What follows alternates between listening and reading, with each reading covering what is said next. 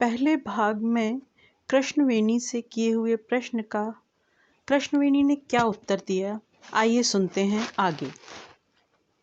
मैं समझ गई वह जिससे विवाह करना चाहती थी उसके बाद उसका पितृगृह से कोई रिश्ता रह भी नहीं सकता था।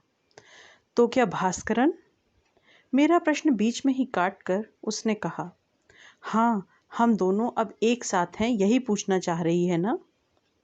और वेणी, मेरे बारे में कुछ नहीं पूछोगी क्या? शायद तुम्हें पूछने की जरूरत भी नहीं है। क्यों, है ना? शायद अब तक अपने उसी अदृश्य क्रिस्टल बॉल में झांक तुम मेरे बारे में सब कुछ जान चुकी होगी। हाँ, ठीक कहा तूने।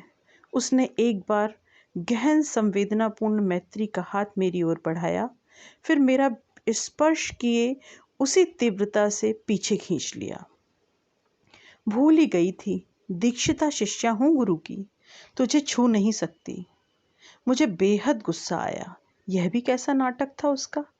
इतने वर्षों में अतीत की स्मृतियों से भरा कलश मेरे सम्मुख आया और मैं उसे केवल तृषार्त आंखों से निहार भर सकती हूँ, उठकर होठों से नहीं लगा सकती। पहले जब मुझे देखा वह समुद्र की ओर देख रही थी, मेरी ओर नहीं। तो तेरे लाट पर वही परिचित बड़ा सा टीका था जिसकी मैं हंसी उड़ाया करती थी कि क्या चवन्नी से टीका लगाती है। तेरे हाथों में रंगीन चूड़ियां थीं, चेहरे पर भी परम तृप्ति की विजय मुस्कान, जैसे तू मुझसे कह रही थी, देख, जीवन में विजय ही विजय मिली है मुझे। फिर वर्षों बाद मैंने एक दिन तेरी यह पराजय भी देख ली, तेरा शून्य ललाट, तेरी रिक्त दृष्टि। पर फिर मैंने सोचा, कितनी भाग्यवान है तू, तूने कुछ पाकर तो खोया है। एक मैं हूं कि पृथ्वी पर सब कुछ खोकर भी कुछ नहीं पा सकी। कहानी के इस मोड़ पर पहुंचकर मुझे लगता है इसके इस अंतिम शब्द के आगे एक नन्हा सितारा जड़कर पढ़ने वाले की दृष्टि पृष्ठ के नीचे लिखी उस इस शब्द की स्पष्ट व्याख्या की ओर खींचनी होगी। नहीं तो आगे जो कहने जा रही हूँ उसका कोई अर्थ नहीं निकल पाएगा। द्वितीय युद्ध की विभीषिका ने भारत के गगनांगन को भी म्लान कर दिया था। जवान लड़कियां अकेली यात्रा नहीं कर सकती थीं। कब मरकटमुख गोरे सिपाहियों से भरी ट्रेन उनसे टकरा जाए। कलकत्ता में जापानी बम गिरने की अफवाह ने पूरे बंगाल को सहमा दिया था। देखते ही देखते कलकत्ता का अर्धांश खाली हो गया था। एक से एक दामी ढाकाई साड़ियां 10-10 रुपए में बिक रही थीं। स्टेशन रंगीन गोटा लगी, लाल चूनरों का घूंघट काढ़े अनावृत गौर उदर की झलकें दिखाती मारवाड़ी सेठानियों से भरा रहता था। सुनने में आ रहा था कि परीक्षाएं नहीं होंगी, शीघ्र ही यूनिवर्सिटी बंद हो जाएगी। उधर घर से चिट्ठियां आ रही थीं, फौरन घर चली आओ, कलकत्ता में फिर बम गिरने की आशंका है। विभ्रांत चित्त अनिश्चय की चकरघिन्नियां खा रहा था। क्या करूं, घर चली जाऊं? उतनी दूर से माता पिता की चिंता भी स्वाभाविक थी। इधर परीक्षा की संभावना फिर अशांत कर जाती। पूरे 1 वर्ष की बर्बादी, आश्रम की हवा का रुख भी बदल गया था। जिस वैशाख में गुरुदेव पंची से वैशाख के नित्य नवीन छंद लिखा करते थे, उन्होंने इस बार लिखा था वह गीत जिसे हमें बड़े यत्न से सिखाया जा रहा था। हिंसाए उन्मत्त पृथ्वी नित्य निठुर द्वंद्व। अंत में यही स्थिर किया कि कल घर लौट जाऊंगी। एक और किताबें पढ़ी थीं, दूसरी ओर उथला पुथला बक्स। कमरे में मैं अकेली रह गई थी। कमला, सरोज, मीरा, तारा सब घर जा चुकी थी। परीक्षा होगी तो आश्रम तार देकर उन्हें बुला लेगा। किंतु समस्या तो हमारी थी, उतनी दूर तो तार पहुंचने पर भी लौटना असंभव था। अचानक आंधी के वेग से कृष्णवेणी मेरे कमरे में आ गई। वह हमेशा ही ऐसे आती थी। देख, तुझे बताने आई हूँ, परीक्षा भी होगी और बम भी नहीं गिरेगा। मैं खुशी से उछल पड़ी। तुम्हें किसने बताया? मूर्ख! उसकी दृष्टि स्थिर होकर मेरे चेहरे पर जम गई। वही दृष्टि जो मुझे सदा सम्मोहित कर ऐसा अवश कर देती थी जैसे पीछे से ब्लाउज उठा किसी ने बर्फ का थक्का डाल दिया। तू नहीं जानती मुझे कौन बताता है? उसने कहा। फिर बड़े उत्साह से मेरी पीठ पर एक हाथ धर दूसरे से मेरा कंधा जोर से दबाया। तेरी उलझन पिछले 2 दिनों से देख रही थी। फिर सुना तूने जाने का निश्चय कर लिया है। इसी से तेरे लिए अपनी उस शक्ति का चेक भुनाया, अभी अभी देख कर आ रही हूँ। विद्यासागर कॉलेज का वही हॉल है। तुम्हारे सब सहपाठी हैं, सब सहपाठिनियाँ हैं, केवल एक नहीं है। कौन? मेरा कलेजा धड़क रहा था। माधु मांझी, उसने गंभीर स्वर में कहा। क्यों? उस बेचारे के लिए तो 1 वर्ष की बर्बादी महंगी पड़ सकती है, मैंने कहा। मैं जानती थी कि उसका समाज से बहिष्कृत संथाल पिता कुछ ही माह पूर्व खून की लंबी सजा भुगत कर लौटा था और लकड़ियां बेचकर अपने मेधावी पुत्र को पढ़ा रहा था, इसलिए कि तब तक वह संसार की सबसे कठिन परीक्षा पास कर चुका होगा। वह कहने लगी, so sad, so very very sad. कैसे होगा यह कह नहीं सकती, पर मैंने स्पष्ट देखा। उसकी मृतदेह कंधों पर धीरे धीरे हिलती जा रही है। मुंह खुला है, उसके काले घुंघराले बाल हवा में हिल रहे हैं। पीछे है पूरे आश्रम का जुलूस और बीच में है उसकी माँ, जो मुंह ढांपे ऐसे अद्भुत स्वर में हिल हिल कर रो रही है जैसे गाना गा रही हो। ऐसा गाना जो कलेजा मरोड़ कर रख देता है। उसके पीछे उसका बाप। उफ, भगवान, क्यों देखती हूँ मैं यह सब, क्यों? उसने फिर अपना चेहरा ढांप लिया था। मैं जानती थी वह जो कह रही है वह एकदम सत्य सिद्ध होगा। यही दिव्य दृष्टि का वरदान तो उसके जीवन का सबसे बड़ा अभिशाप था। सुन वेणी, मैंने कहा, हम माधु को चेतावनी तो दे सकते हैं। हो सकता है उसके पिता का कोई शत्रु हो जिसकी उसने हत्या की थी, उसी का कोई सगी संबंधी उसके पुत्र से अपना प्रतिशोध लेने की सोच रहा हो। चल चल, हम उसे बताएं। वेणी ने मेरा हाथ झटक दिया। इडियट, मैंने तुझे कहा था ना, संसार की ऐसी बातों का कोई विश्वास नहीं करता। आज यह सत्य इतने वर्षों में और भी कठिन बनकर मेरे हृदय को झकझोर रहा था। सच ही कहा था तूने वेणी, संसार में ऐसी बातों का कोई विश्वास नहीं करता। यह रहस्य आज तक मेरी माँ, मेरे डैडी और तुझ तक ही सीमित है, वह कहने लगी थी। कभी सोचती हूँ तुझे भी कैसे बता दिया मैंने। डैडी को वचन दिया था किसी से नहीं बताऊंगी, पर तुझसे संबंध मेरा ऐसा है जैसे इस जन्म का नहीं, जन्म जन्मांतर का है। वह हंसी और उस भुवन मोहिनी स्मित के आगे मुझे फिर एक सितारा जड़ पृष्ठ के नीचे उसकी व्याख्या देनी होगी। काले रंग में ऐसा लावण्य बहुत कम देखने में आता है। वह चेहरा उसकी हंसी से ऐसा उद्भाषित हो उठता था जैसे कोई फूल खिल गया हो। सुना है नित्य नवीन सज्जा के खटकों का आविष्कार करने वाला अमरीकियों का नवीनतम खटका है। दांतों में हीरे की कील ठुकवाना जैसे कभी सोने की कील ठुकवाई जाती थी, पर इस खटके से स्वयं विधाता वेणी की दंत पंक्ति को बहुत पहले संवार चुका था। उस स्मित में केवल दिव्य धृति का चमत्कार ही नहीं था, एक तो तेजोमय दर्प की दमक से उसकी हंसी उसे आपाद मस्तक दमका जाती थी। मुझे तो हमेशा यही लगता था कि मैं किसी मानवी की उपस्थिति में नहीं हूँ, विशेषकर जब वह अपने उन अलौकिक क्षणों में डूबती जिनमें डूबकर उसने अभागे माधु का भविष्य देखा था। उन बड़ी बड़ी आंखों में लालिमा की असंख्य डोरियां खिंच जाती, जैसे गांजे की गहरी दम खींची जाती हो। पतली नाक के नथुने हवा में फड़कते किसी नाजुक गुलाब की परतों से फड़कने लगते। उसकी वाणी भी एक रहस्यमयी झंकार से झंकृत हो उठती। डूबा डूबा फुसफुसाता स्वर जैसे कहीं दूर से कोई अस्पष्ट फुसफुसाहट कानों में बज रही हो। मेरी धड़कन स्वयं मुझे ही सहमा उठती थी। थोड़ी ही देर में वह अपनी स्वाभाविकता में लौट आती, किंतु फिर कुछ दिनों तक उसका चेहरा बुझा, क्लीन और ऐसा पीला पड़ जाता जैसे लंबी बीमारी से उठी हो। माधु का दुखद भविष्य उसने ठीक ही देखा था।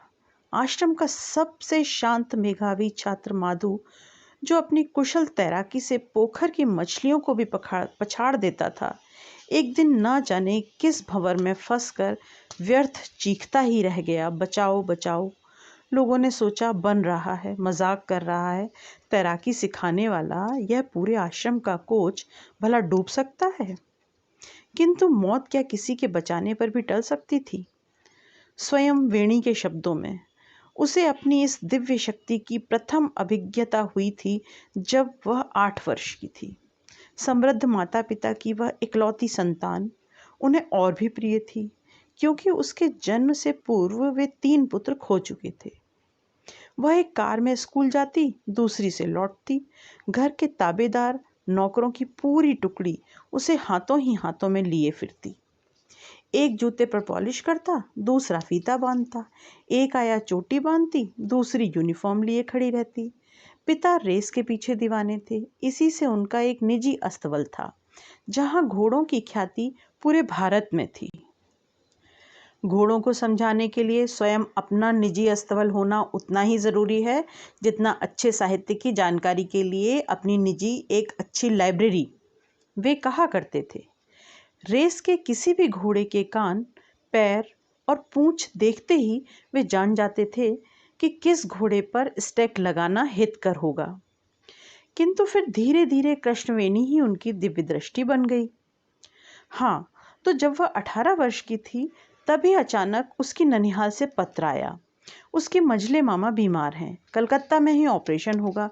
किंतु चिंता की कोई बात नहीं, सामान्य अपेंडिक्स निकाला जाएगा। वेणी को अपने इस मामा से बहुत लगाव था। जब भी कलकत्ता से आते उसके लिए बक्सा भर पुस्तकें अवश्य लाते थे, क्योंकि वे जानते थे कि उनकी भांजी किताबों के पीछे कितनी दीवानी है। उसके वे ऊंचे सुदर्शन मामा बंदूक चलाने से लेकर वीणा वादन तक में समान रूप से पारंगित थे। एक अपेंडिक्स ऑपरेशन उस बुलंद इमारत की दीवार का सामान्य पलस्तर भी नहीं गिरा सकता। यही सोच उन्हें एक तार भेज दिया गया कि शीघ्र स्वास्थ्य लाभ करो। किंतु 8 वर्ष की वेणी आधी रात को अचानक जाग गई और जोर जोर से रोने लगी। माँ माँ, मामा को ले जा रहे हैं, बहुत सारे लोग हैं, नानी रो रही हैं, मामी बेहोश हो गई हैं, मामा का मुंह सफेद चादर से ढांप दिया है। वेणी वेणी बेटी, सपना देखा है तूने? मामा एकदम ठीक है। नहीं माँ, मैंने सपना नहीं देखा, मैं सोई नहीं थी, खाली आंखें बंद कर मामा के बारे में सोच रही थी। अपनी 8 वर्ष की बेटी की वह तेजोमय मुख मुद्रा देख उसकी माँ कांप गई थी। आंखें लाल लाल लग रही थीं और कैसी स्थिर दृष्टि। मैं जाग रही थी, जो मैंने देखा वह सच है माँ। और उसने सचमुच ही ठीक देखा था।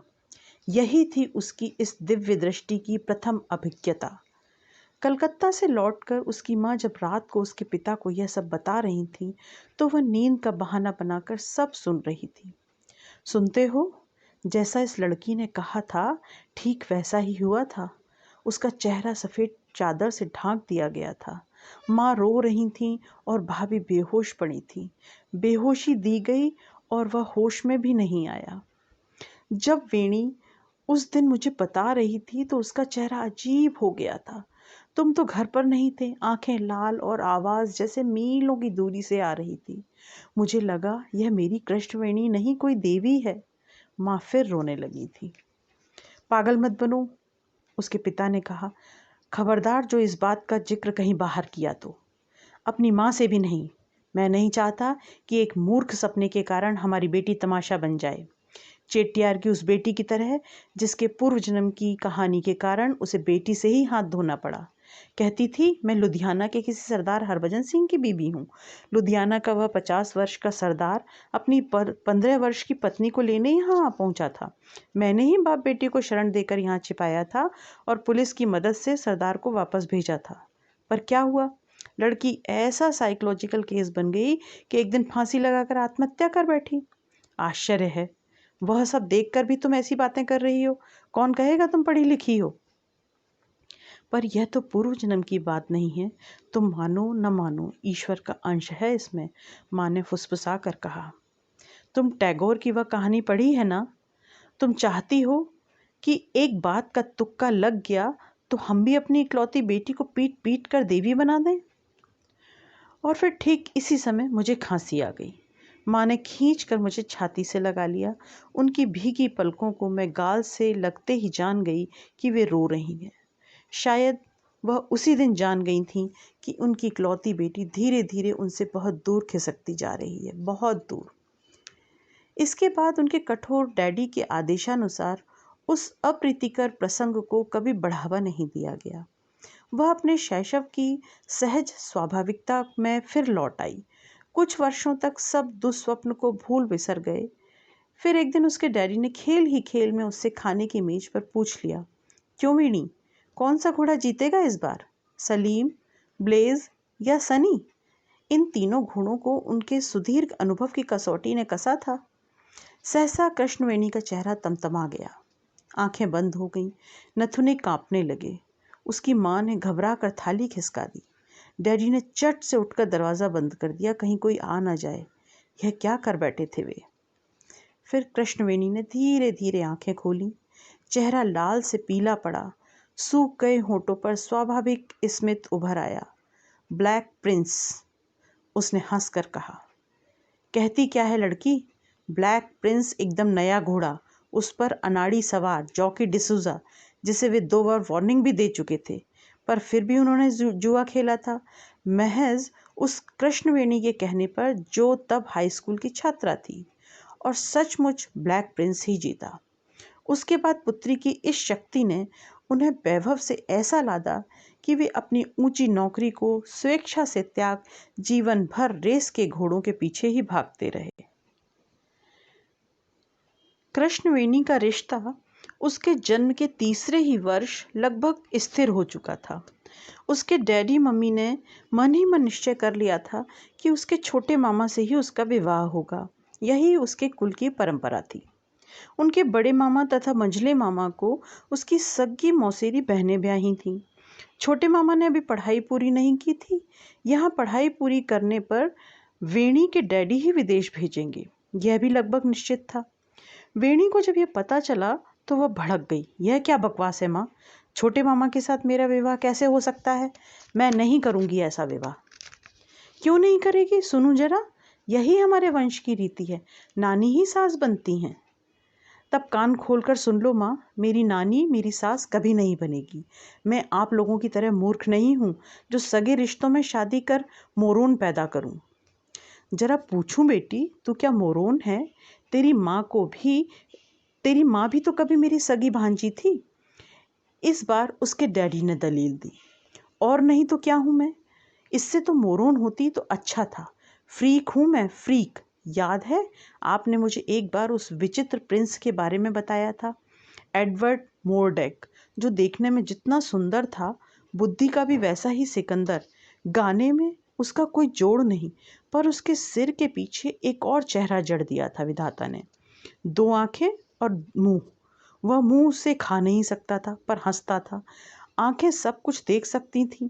वह कितने ही चिकित्सकों के पास गया, उसे इस चेहरे से, उन अतिरिक्त आंखों की जोड़ी से मुक्ति दिलावे, भले ही उसके प्राण चले जाएं, पर कोई तैयार नहीं हुआ। अंत में केवल 23 वर्ष की अवस्था में उसने आत्महत्या कर ली। शायद ऐसा ही अंत मेरा भी होगा। फिर वेणी से सकती रोती अपने कमरे में भाग गई थी। इसके बाद उसके विवाह का प्रसंग घर में कभी नहीं उठाया गया।